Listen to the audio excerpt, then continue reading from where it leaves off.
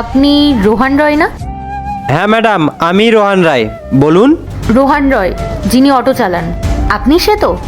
হ্যাঁ, আমি অটো চালাই, বলুন। এই এরিয়ার যে ডিএম আছেন, উনি আপনাদের ডেকেছেন তার অফিসে।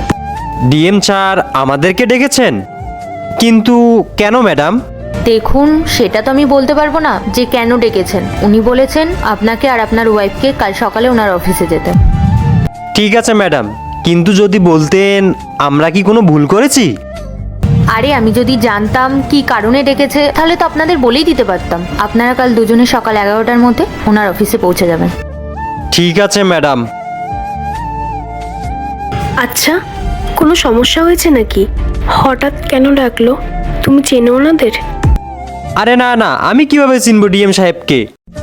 এখন তো কোনো উপায় নেই, তাহলে কাল সকালে যেতে হবে। এই দুইটা ছবির ভেতর থেকে যে কোনো একটা ছবিকে ভালোবেসে থাকলে ভিডিওটিতে লাইক করে চ্যানেলটিকে সাবস্ক্রাইব করে দাও। আর যদি না করো তাহলে আমি বুঝবো তোমরা ছবি দুটোকে ভালোই বাসো না। আর কমেন্টে লিখে যাও আমিন। কত বড় অফিস আর কত সুন্দর!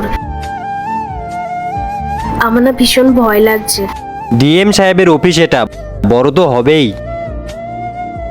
কেন দাদা? মনোজ, তুই এখানে ডিএম সাহেবের অফিসে কি করছিস? ভাই, তুমি এখানে কি করছো? ডিএম আর কেউ নয় দাদা, তোমার এই ছোট ভাই মনোজ। তুমি এই শহরের ডিএম?